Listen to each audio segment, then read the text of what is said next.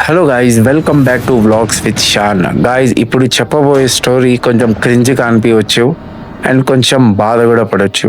Guys, ఈ story ఒక virus కంటే ఇంకా ఏం పేరు పెట్టాలో ఆ మనిషికి అయితే తెలీదు. ఈ ప్రపంచంలో పవర్, మనీ, ఇన్ఫ్లుయెన్స్ అన్నీ కలిసి ఒక షాడో వరల్డ్ క్రియేట్ చేస్తాయి. ఆ షాడో వరల్డ్ మధ్యలో ఒక పేరు చాలా వరకు సైలెంట్గా వినబడుతుంది: జెఫ్రీ ఎప్స్టైన్.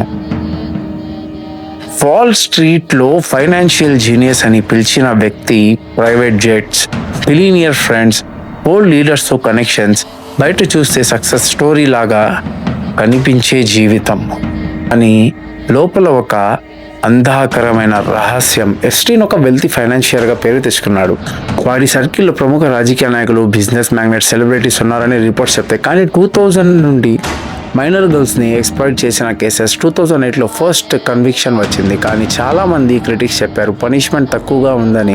కానీ 2000 మధ్య నుండి అక్యూస్ట్రేషన్స్ మొదలయ్యాయి. మైనర్ గర్ల్స్ని ఎక్స్‌ప్లాయిట్ చేసిన కేసెస్ 2008లో ఫస్ట్ కన్విక్షన్ వచ్చింది. కానీ చాలామంది క్రిటిక్స్ చెప్పారు పనిష్మెంట్ తక్కువగా ఉందని. కేసు ఇక్కడే ముగిసిపోతుంది అనుకున్నారు. కానీ అది స్టోరీకి ఇంటర్వెల్ మాత్రమే. 2019 మళ్ళీ arrest, federal charges, trafficking allegations. ప్రతి న్యూస్ ఛానల్లో అదే హెడ్లైన్.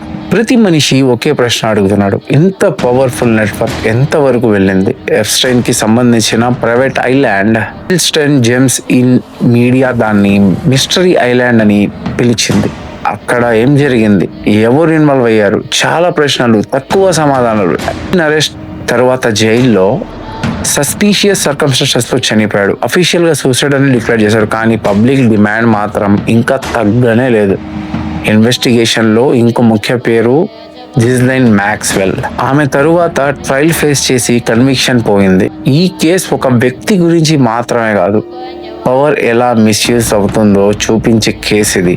మనీ అండ్ ఇన్ఫ్లుయెన్స్ సిస్టమ్ని ఎలా మ్యానిపులేట్ చేశారో చూపించడానికి డార్క్ చాప్టర్ ఇది.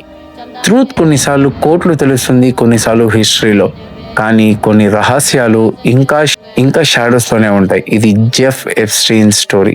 గాయ్స్, మీకు స్టోరీ నచ్చినట్లయితే please do subscribe and keep sharing. నేను వీక్లీ వన్స్ ఒక స్టోరీ పెట్టడానికి ట్రై చేస్తూ ఉంటాను.